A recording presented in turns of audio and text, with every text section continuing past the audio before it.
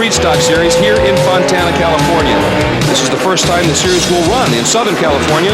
It's also the debut weekend of California Speedway's brand new 2.8-mile infield road course. And we have a first-time overall pole sitter, the familiar face of Darren Law. The series' second round is next, right here on Speed Channel.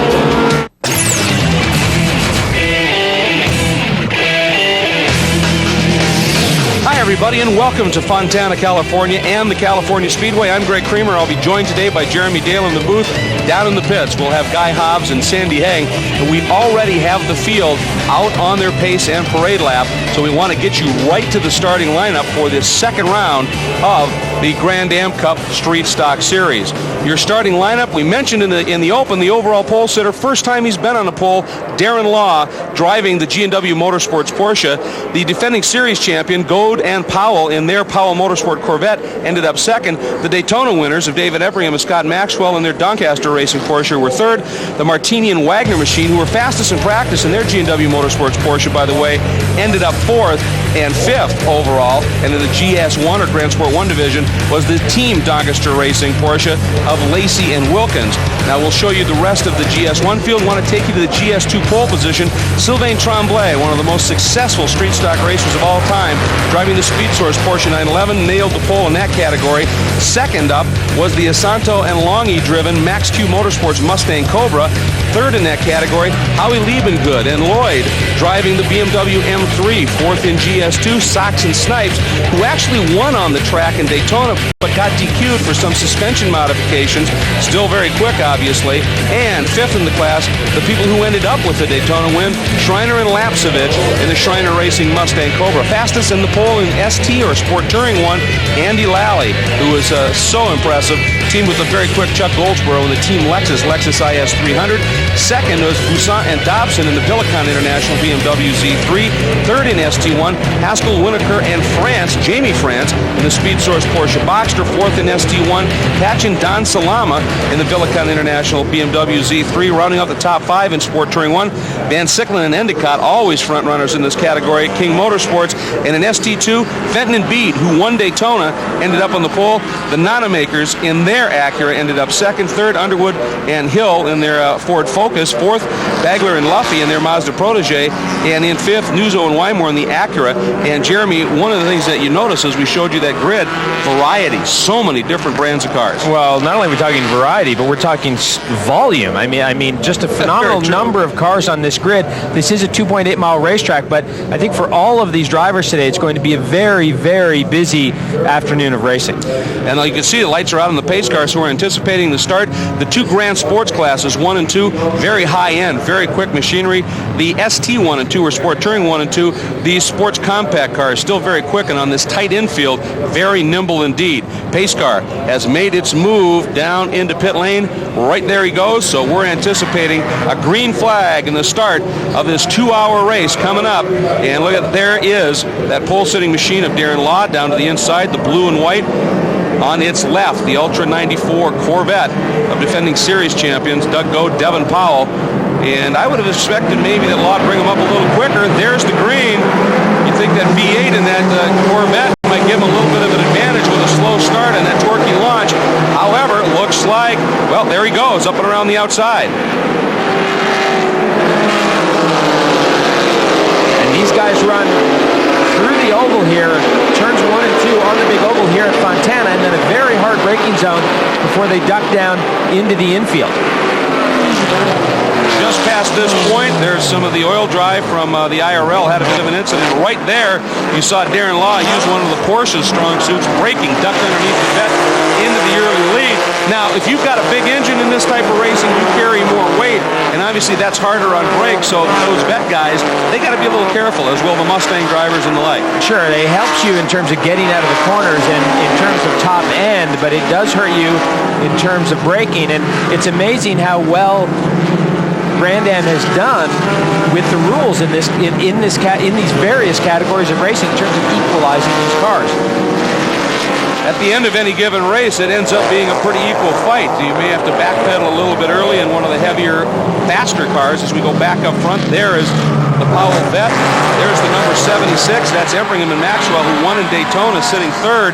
And Darren Law now under attack, going a little defensive with Devin Powell right there, that yellow vet in his wake.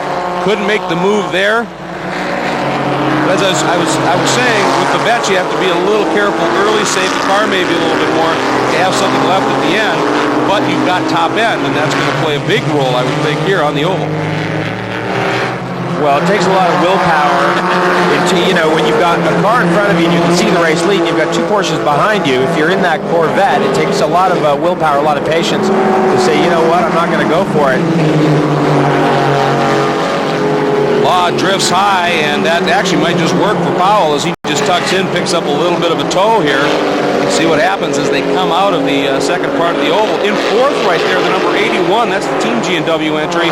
Martini starting that car, and Martini and his co-driver Wagner were actually going to practice the top of this field in each of the four classes. The top few cars so close in times. And these guys don't just cruise around on that oval flat on the throttle, wide open on the throttle. They have to drive these cars. They have a little bit of downforce, but really, they really don't have downforce. And what you're talking about here is just mechanical grip. And remember, they're on a shaved tire here, so they don't have as much mechanical grip as, say, a GT car in Grand Am would have. Oh, we've got number 14, a little bit of smoke here. It's one of the Hyundai Tiburons. Looks like it's in a bit of trouble. That's Goffran and Justin Marks, the starting driver, that Hyundai Motorsports entry, and showing quite a bit of smoke, and that's not good. Looks like it's actually coming almost dead center right under the engine compartment. Well, maybe not. Maybe that's coming right out of that right wheel. Don't know if that's engine related, brake related, or just tire rub. Looks a little constant. Meanwhile, Darren Law continues to lead here, chased hard. And we should point out, in this Grand Sport 1 division, this is very stout racing machinery. Well, these are not stock 911 Porsches, and that Corvette is not a stock car. These cars are actually very similar to a Porsche Super Cup car. But you know what? If you were to put slicks on this and slightly bigger brakes, you wouldn't be too far off a Grand Am, a Rolex GT car. Very quick performance. Looks like Law and Powell actually starting to draw away just a little bit from the battle behind them in third. Not a big margin, mind you, but at least they have opened it up just a little bit. There's Powell closing as they come out of the oval too. There's third and fourth, and a big gap now back to fifth. Powell looks like he's now willing to go a little bit deeper, a little bit harder on the brakes as they make the move into the infield. He's staying close. Well, these cars actually look very well matched. And actually, I don't see any big advantage for either of these cars in terms of top speed or acceleration or braking. I mean, they seem very, very well matched. So the action continues here in California. We'll be right back.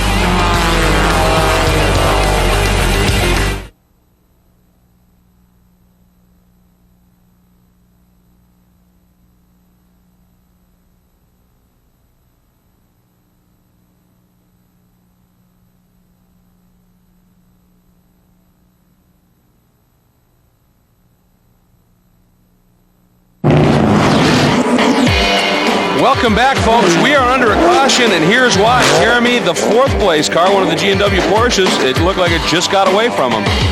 Yeah, this is out on the oval, turn 2, and we didn't see the early part of the replay because we just didn't have it, but I suspect that car was down very low on the oil. Having said that, we did see that Hyundai Tiburon earlier in the race smoking heavily, and we understand that car was losing a little bit of oil, so it's quite possible that there was some oil on the racetrack. Well, the lights are out on the pace car. Let's go down to Sandy Hang for an update. Sandy? It is quite possible there's oil on the track. The reason being, they installed a new motor on this number 14 last night. They had it shipped. They say it was dropped in shipping. They installed it anyway. They think there might have been too much oil pressure, split the filter, so they had to change the filter. There was just a mess of speedy dry under the car. They're about ready to get it down and away, but that's the problem with the number 14 Hyundai. Wade is in the car right now getting ready to go back out. Guy? Yeah, that fourth place Porsche GTS, that has gone behind the wall. Derek Clark and Jay Wilton, they are out. They're having a good run. Notice a lot of the guys are making it, taking run. It's yellow flag to do the driver change. Back up to you. Yeah, it appears, Guy, that there's a fairly liberal rule on that you don't have to put in a whole lot of lap and time in the car to be able to qualify for that points. Getting back to what Sandy Heng said, I've heard of drop ship before, but that's not a good thing. Well, there's a difference between drop shipping and dropping in shipping. Yes. As we said, lights are out. We anticipate the restart coming up. Another car to keep an eye on, the 02. That's the Team Powell Motorsports Corvette. Due to some problems in qualifying, they started 50th, and they have already worked their way up into the 22nd spots. We're going to be watching for them. But here we go. Pace car is in. Darren Law, a little bit more speed up onto the oval this time. We are back to green. Law chased hard still by Devin Powell. Powell got a pretty good jump on that start as well, Jeremy. He's quite close. Well, remember at the start of the race, he actually took the lead through 1 and 2 on the oval. Look at this run he's got coming off turn 2. And this is the best run he's had yet. But these cars very equal on the braking. The Porsche might have just a bit of an advantage, but you can see there about 1 car length between those 2 cars, and that is pretty much what they had coming off turn 2. Law drops that left rear in the infield, and that gives Devin Powell a little bit of run. A little bit, but Law protects the inside. Powell didn't have enough to get up and around the outside, and either one of these guys makes a mistake. We've got the third place machine. That's the 76 Doncaster machine of Embringham on board now with the Team Lexus machine, and that is right in front of him is the 02 car that is coming up through the pack with a huge head of steam. Stu Hayner, of course, incredibly fast in street stock bets on board there. Andy Lally put the Team Lexus machine on the pole. I think it was the first pole. They'd had a win, but the first pole for the Lexus equipped. 3 cars strong here in a serious program. Meanwhile, back at the front, here comes Powell. He got out of that section very strong, trying to move down the inside, not quite enough, as Law carries him in pretty deep on the brakes, but Powell looks very racy. Question, he's looking racy. And what a nice 3-car battle we have here for the lead. Great to see David Embringham in the thick of it. By the way, up into the 4 spot right now is Gary Smith, and it's the Mustang Celine SR, so watch him. He'll be coming into the frame. He's got some speed going as well. Meanwhile, Powell now up on the bank. He pops. There's Smith, that very fast modified Celine Mustang, up to the outside. Not quite enough there. He has to drop back in again. How much of a tow are they going to be able to experience on the banking? Well, they can get a bit of a tow, but the tow doesn't do you a lot of good. See, there's a bit of a tow there, but it doesn't do a whole lot of good because you don't have a long run as you come off turn 2. But now Devin Powell has got that pass done, heading for the infield. Boy, nicely done under braking. Now the question is, what can Law do in response? I think the last thing Law wants is to have this car in front, because it can use the V8 torque on this tight infield to draw away. It's very important, I think, for Law to be able to stay in front of this car in the infield, and that just didn't happen. Well, you saw there about a car length and a half coming off that 180. So the power and torque of that Corvette really asserting itself, and actually now we're about 5 car lengths. So the action continues here in California. We'll be right back.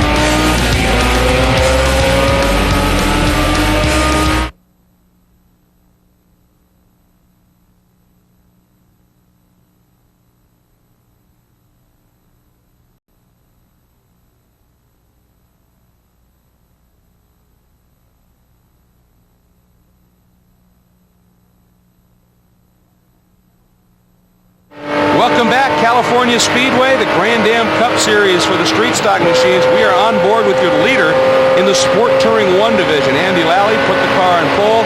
Andy Lally, one of those drivers, Jeremy, can drive apparently anything very, very fast. Yeah, super talented young man, and doing a great job with this Lexus. Nice little car, little 3-liter inline 6. Rear drive, nicely balanced, good little race car. Known more as a luxury manufacturer, Lexus is, but obviously there's some performance beneath those luxury looks. This thing gets around. Well, there's no question with this particular car, they've taken aim at the 3 Series BMW with that 3-liter inline 6. You know what you're going after there. Rear-wheel drive and a manual transmission now, and a racing program, which is great. Very strong. He's partnered with Chuck Goldsboro, who was also very, very fast. Chuck really the driving force behind the creation of this program.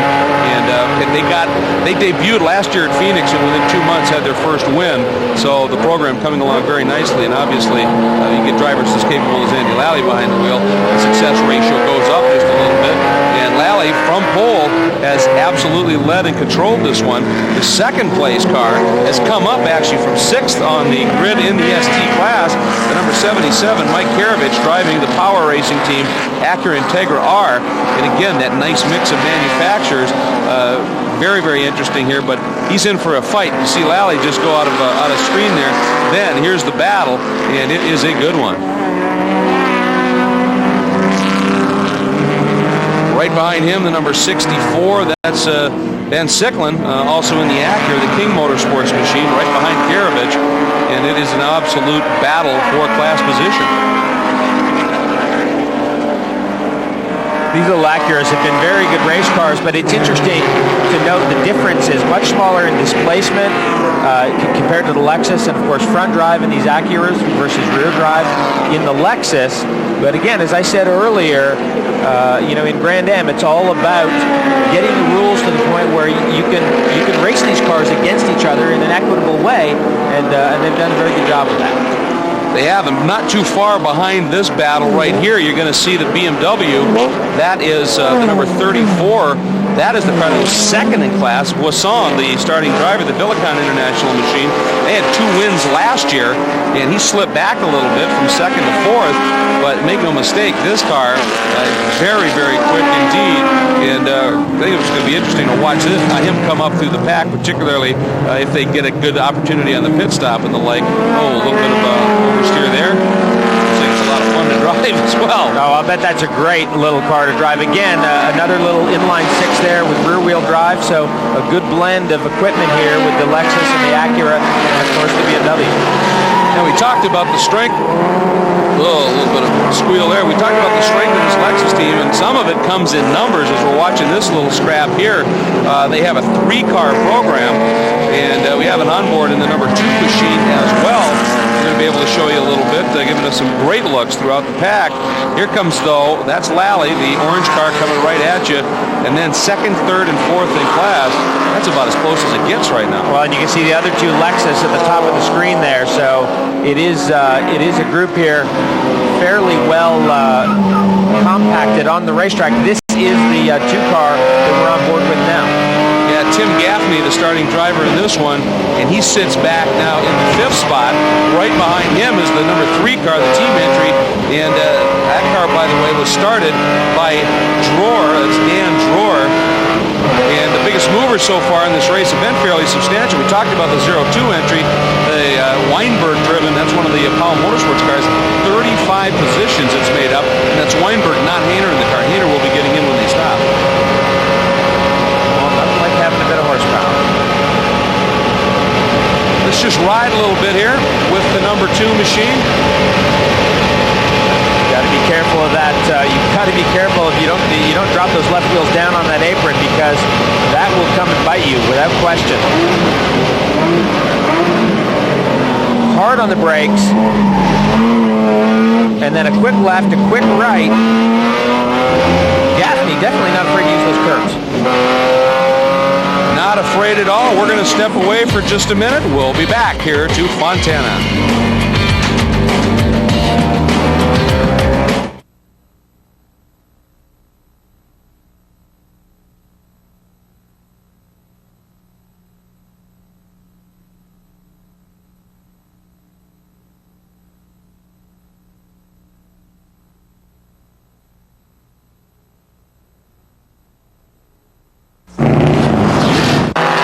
We're back, second caution of the day, Jeremy. What we were fearing.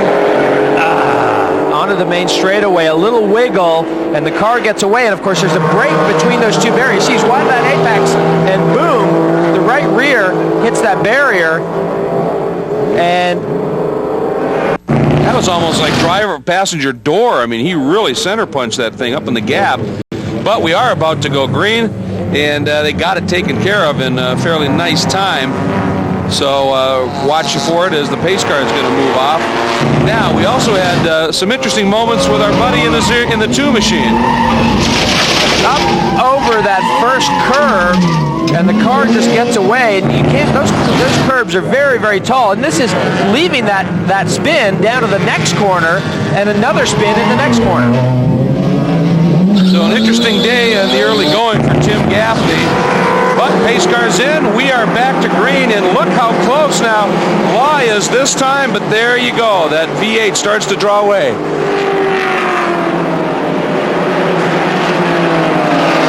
And a lot of cars stopped under this yellow to make the mandatory driver change and to top up with fuel, but a lot of these GS1 cars will not be able to make it to the end of this race without another stop. So a lot of these teams will be hoping for another yellow yet. As a matter of fact, the white-nosed Corvette just turning in there, that car right there, that is the 02 machine. Now they stopped and they turned that car over to Stu Hayner. He is now behind the wheel, but it happened a little bit earlier than we anticipated. As you said, it real iffy on fuel. Maybe with another long yellow they could get away with it, but it may be splash and go yet. But boy, Hayner now has to come back to the pack. Well, they gained 35 spots before that first pit stop. He's got to make up a lot of those again. Well, Mike Weinberg did a nice job to bring that car up, but of course, as you said, because they stopped, Stu Hayner has got a lot of work yet to do. And of course, they will have to stop again, but Devin Powell is going to have to stop as well. Of course, Powell, the lead car, and Law in second place have not stopped yet. There's the number 66. Now, that's one of the cars running in GS1. That's Mears Jr. driving that car, and has that car fairly well placed at this stage. Paul Mears Jr. out of Orlando, Florida. But right there's that Celine Mustang, that black and orange machine. Right behind it, number 18 Porsche. That's Freddie Baker. And if you followed Porsche racing for, some 30 years, you know the name Freddie Baker. Matter of fact, I think last year or 2 years ago, won a national championship at the run-ups. The guy still is very fast.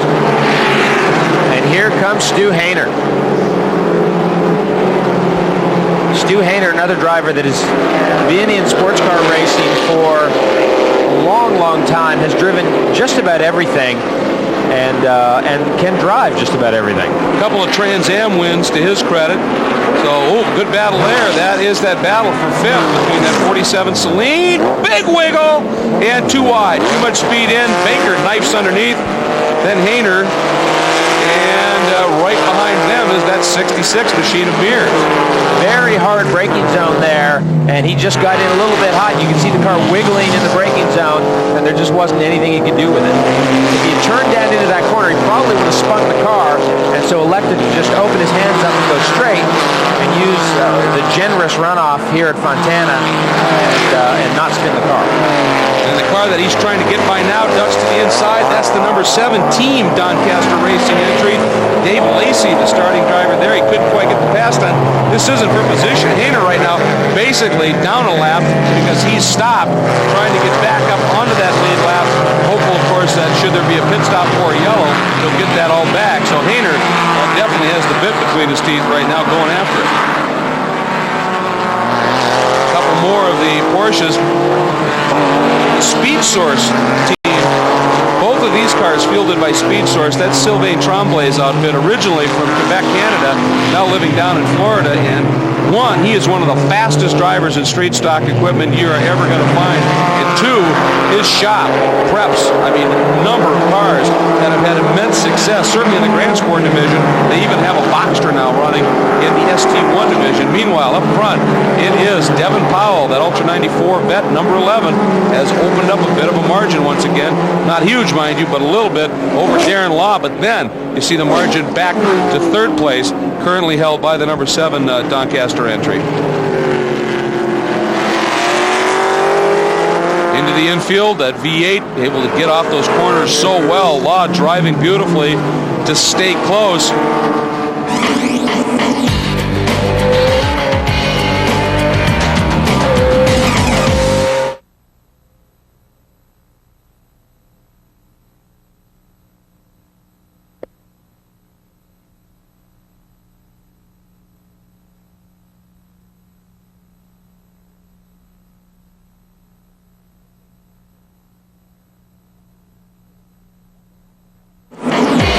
Welcome back to California Speedway and Speed Channel's coverage of the Grand Am Cup Street Stock Series second round, the Grand Am Cup 250 here in California.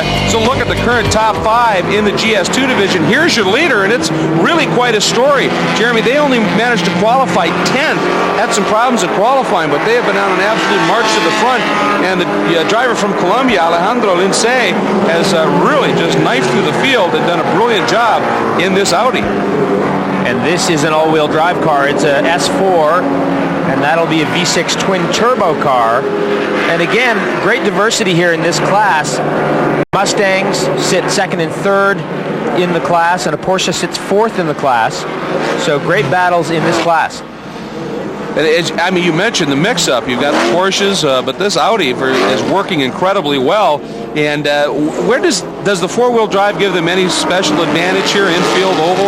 Well, it would give them a little bit of advantage coming off these slow corners, and where it really helps you in road racing in the dry. I mean, if it was wet, it would be no contest. But where it really helps them is in terms of very equal tire wear, and if you can learn to manage that, it can be a real benefit. We're going to move up just a little bit. This is one of the best battles on the track for 7th overall. As we take a look at the race summary, one leader in the overall, of course, lots of different lead changes in the various classes. 2 cautions for 6 laps total. It's brought the average speed down just a little bit.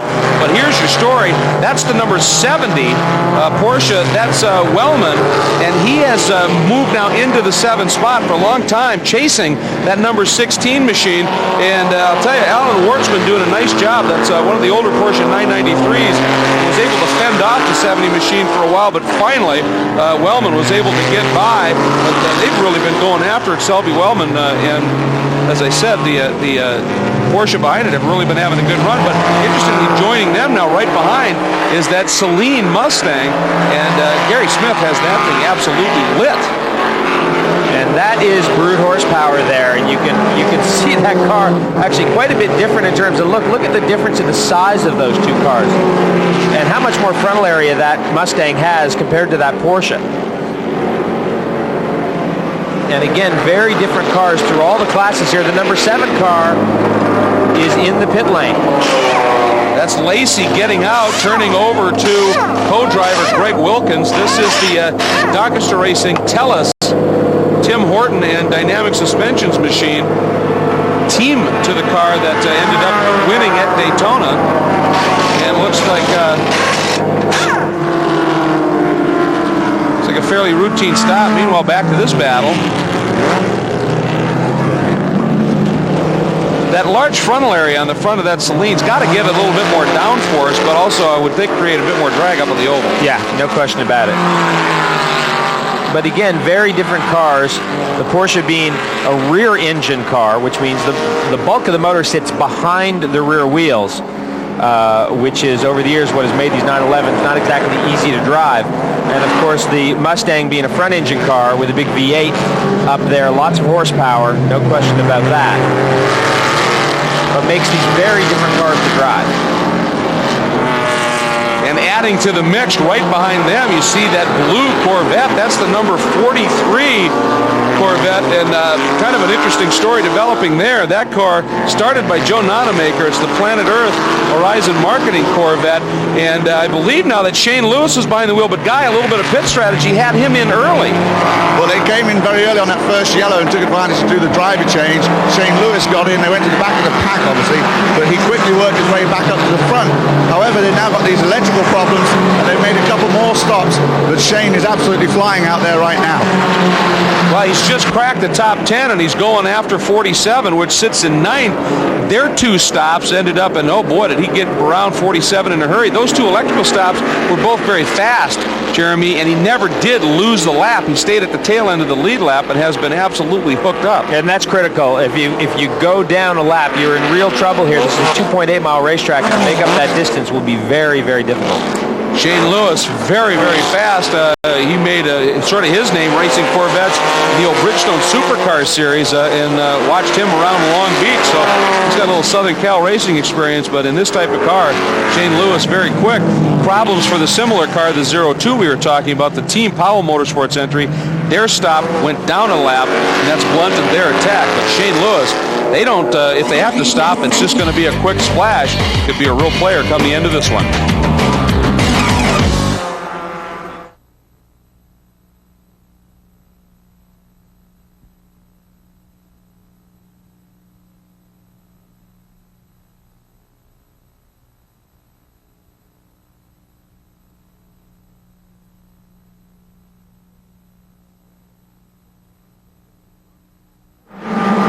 Welcome back to California Speedway, and things have shuffled just a little bit, and this is the battle you're looking at right now for second. That first Porsche just going out of your frame, number 18, Freddie Baker. Here is Shane Lewis in the 43 Vet. Right now, that car is third, and right behind it is that 47 Celine. But look at this action, Jeremy. Well, this is just 2 laps ago, and look at the Corvette up the middle. You got 3 cars all racing for position, and the Corvette goes up the inside coming off the oval. Great pass there, 3 cars wide in that braking zone, but the Porsche was able to get back around on the next lap.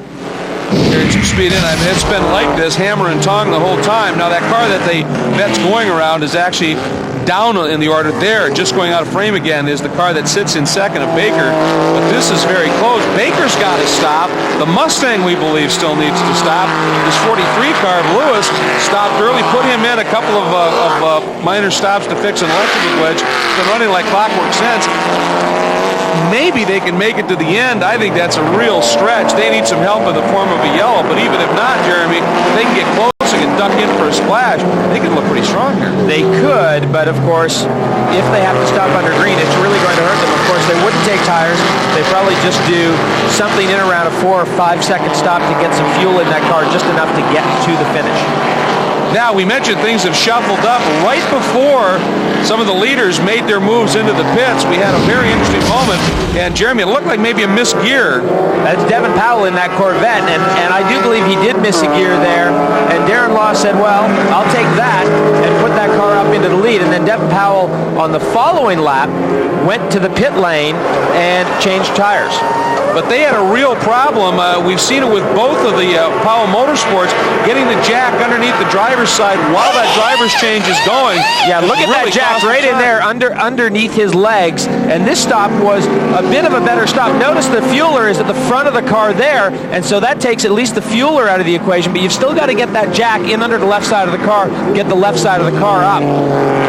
And the driver getting out of the car has to stay there to help buckle in the other driver, so it gets very, very busy in that driver's door area. So, after all of that, into the lead now, the number 16 right now, and it's that old Porsche 993 of Alan Wartzman, the Pro Clean Washing Systems machine, doing a nice job.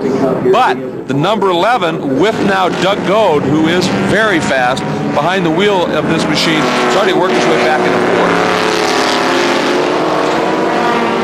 At a deficit of, looks like some 10, 11 seconds or thereabouts. So he's back a ways, but he is quick, and of course he's bringing Gary Smith with him in that Celine. Look at those guys working the traffic there. So many cars on the racetrack today. And a fairly busy racetrack on the infield here.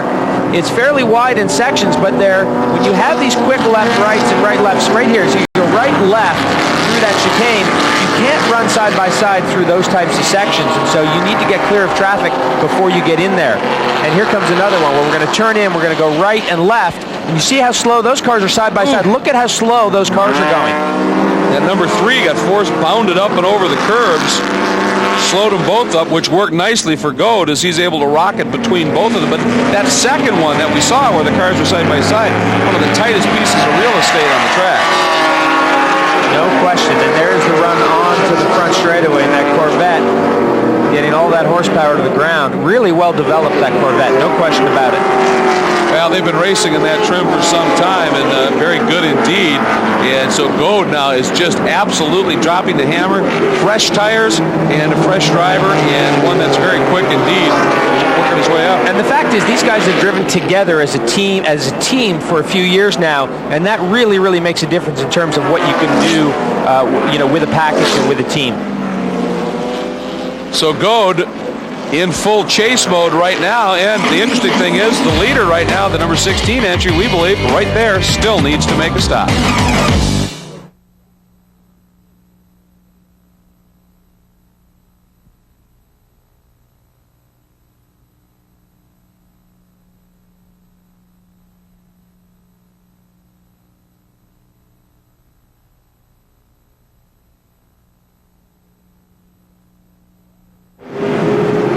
Welcome back to California Speedway. We are back to green after a longish caution, and your leader, the blue vet of Shane Lewis, their strategy of stopping early has played out, and Jeremy, with a good yellow, they now think they have enough fuel to go to the end and won't have to stop again. But that red right there, that BMW that just went around the Lexus into second on your screen, that's second in class, and he is coming after Lewis. That's James Safronis, and look at the move to the inside. This is for position coming out of the oval. BMW brakes, always fairly legendary, makes the pass stick. We have a new leader just that quick, and you were commenting that maybe Lewis could have played that restart a little better. Well, I thought he could have hung back a little bit, although the pace car did really back up to him. I think he was trying to back up a little bit. The pace car driver said, you know what, I'm not going to let you do that. But the pace car driver's job is to maintain speed. And having said that, the guy behind the pace car, his job is to maintain speed as well. But the idea was that with a couple of slower cars in between, it would be nice to hang back. But the BMW now out in front and actually pulling away about 6 or 7 car lengths already. Interesting story that the number 29, that BMW, only managed to qualify in 17th, but have been quietly very effective. And, well, I'll tell you what, after opening it up just a little bit, suddenly Lewis in this vet is now coming after that BMW pretty strong again. Another hard braking zone here, quick right, left, very slow corner here.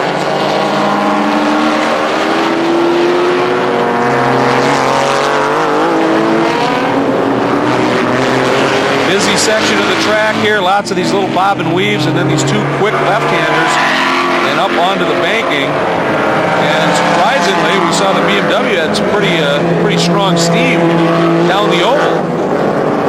Well, power to weight is critical. Remember, if you've got a larger displacement like that Corvette does, you're going to be carrying more weight. Now, let's go back a little further, because remember the 11 car was leading. They made a stop under that yellow that they maybe did not need to make, and that has put a lot of pressure on Doug Goad to try and get that car back up to the front.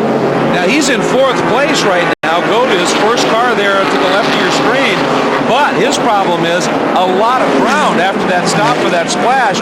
Lots of lap traffic between he and the car in 3rd, which is the number 76 Doncaster Porsche, and then the 2 leaders that we've been following to. So right now, Sandy, Doug Goad, a lot of traffic he's going to have to work through. He will, but I want to tell you something about that M3. This is part of their strategy. They've got enough fuel to go to the end. The tires are good. They hope to hold the position, so maybe even move forward. So they're a car to watch here. Absolutely. They're looking pretty tough right now. And watching Goad as he's trying to come up there. You see right in front of him that purple and white Porsche. That's the 3rd place machine. So he has caught that pack. And behind him you see that slightly right there, that light blue and white car. That's the car that Darren Law had on pole with now Danny Marshall driving. And they've backed up just a little bit. Arguably the same speed in terms of pit stops and only made the 1. But nonetheless, look at the battle now shaping up for second as these GS1 cars, Jeremy, have worked through that traffic very quickly. And the number 76 going after the car of Shane Lewis right now, and that's Scott Maxwell in that 76 machine. David Embringham started that car. They did stop and made their driver change. They're good on fuel as well. The 43 car was a question mark on fuel, but again, they felt that with that long yellow, they would be able to make it to the end. But clearly the Porsche here has got a bit more top end and no big problems in terms of getting around that Corvette. I wonder if Shane Lewis isn't having some kind of problem with that car now. Well, here comes Goad too. Sorry, Jeremy, but there's Goad, and what is he? Is that just sparks off of the load in that oval section? But Goad went by pretty quick. Now, with that early stop, remember when they went to Lewis, they did the tire change then. He's been out on that same set of tires for almost an hour and a half, and I wonder if they're going away, and he just can't get the launch up onto the banking and out of these turns that he needs. So, things have changed up at this stage. Number 76, Maxwell in second.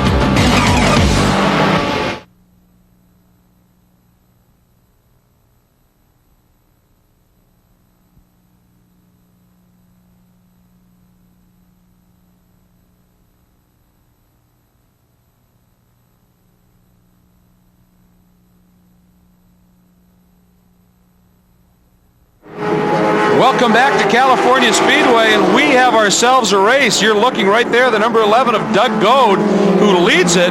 However, he has got some company that is closing fairly quickly. The number 66 Speed Source Porsche is closing in. Now, we want to show you some of what happened. This is the number 29 BMW. Look at what happened here, Jeremy. Well, watch. You see the front wheels there. He got into that 180. A lot of patience with that decreasing radius corner. He got into it too hot. A lot of understeer, a lot of push, and that what Doug Goad was able to get around. Now, here's the 66 car getting around Scott Maxwell. A little love tap there. And he continues to pressure him and finally gets it done out on the banking. And they ran all the way side by side through the tri-oval and down through 1 and 2. That's David Haskell in that yellow machine, and a very patient pass that he had to set up there. And for James Safronis, by the way, he made that mistake in the 29 car. To his credit, he spent the first hour in an ST1 BMW, did the driver's change in that car, and then when the number 29 came in, he got behind the wheel of that, so he's been busy. Here now is a good scrap as well. That's the number 70. That's another of those Speed Source machines. Sits in the 4th spot right now, having a good scrap as well. Has been battling it with the number 76 machine. So the 66 car, though, up front of these two just a little bit, still trying to run down the number 11. But the 70 in the hands of Sylvain Tremblay. I've talked about Sylvain, the fact that he and that Speed Source shop front cars that are just amazing. Sylvain very fast behind the wheel. He got around Maxwell and picked up third. Yeah, clearly they put some good cars out on the racetrack. There is Scott Maxwell, the number 76 car. And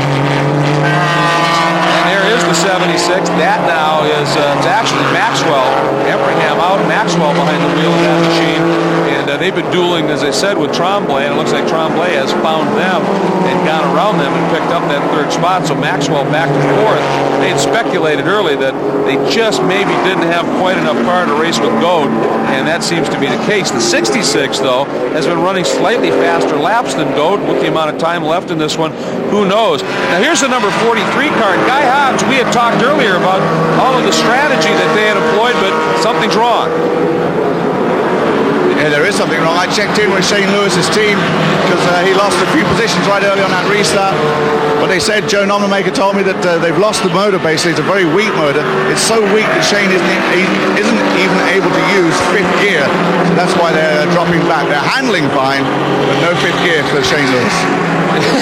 Watching Eric, a little bump drafting between the two Miatas out there trying to get the pace up at this point.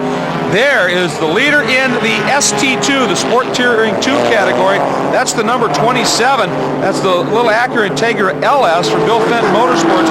Bob Beede, the driver of that car now, Bob Beede. And this is the team that won the first round at Daytona. And I'll tell you, Bob Beede has been driving these little cars for a long time. He used to run a Suzuki in the old Motorola Cup and the like, and now got a package that allows him to race at the front, and he and Ben have been doing a great job. And certainly a very specific driving style required for these slightly less powerful front-wheel drive cars. It's all about momentum. You don't have a lot of horsepower, so you've got to keep that car rolling through the corners. And you saw the bump drafting between the number 5 of Charles Espenlaub, the Mazda, and the 05 of Scooter Gable in the Mazda just a little bit ago. They're running 2nd and 3rd, but Beede has their number right now. Here is Goad, your leader. And Jeremy, you've been tracking the margin here that he's had over the 66 car. And it is pretty consistently been just north of 4 seconds, 4.1, 4.2 seconds. So both of these guys doing a great job. It had closed down to about 3.2, and that was mostly traffic related. Whereas the Porsche, we didn't quite see it there as Goad gets on the brakes. Very hard braking zone there as he dives down into the infield section of this racetrack. And I'll tell you, if you get caught in the infield section of this track behind traffic, it can really hurt you, and it hurt Goad at one point, but it's obviously hurt as well, the number 66 of David Haskell. So the battle continues as we're getting close to the end of the 2nd round of the Grand Am Cup Street Stock Series here in California.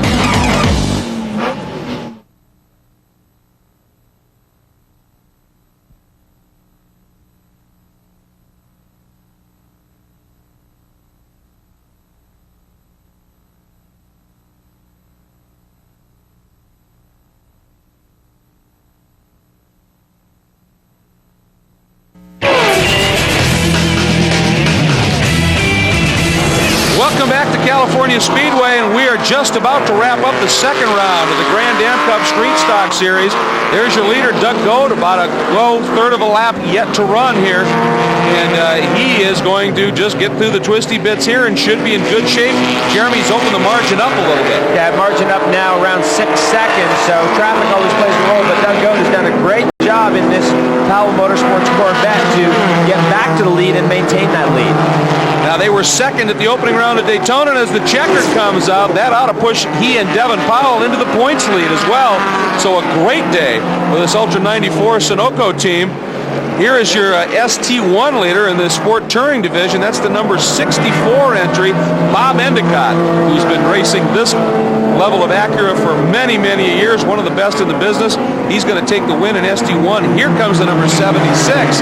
That car slipped back to fifth in the hands of Scott Maxwell, but a good scrap nonetheless. That's your Daytona winner, and that's why with them finishing fifth, and obviously with Powell and Goad, who ended up second at Daytona winning here, that should end up giving us, or them, the point lead. Now, we want to take you back, show you what happened. With 2 laps to go, a battle was on for the lead in the Grand Sport 2 category, and Jeremy, it all came to tears. Well, this is coming off the oval into the braking zone. And look, there's a lot of defensive driving going on here. Both those cars very much down towards the inside. They make contact. We can't exactly see how they made contact, but they certainly did, and both cars coming, one car hitting the wall, the number 26 car. The other car never quite got to the wall, but both of those cars were done. Here's another replay. You can see them nose to tail coming off the oval and being very defensive here. And boy, very surprising to see that contact so far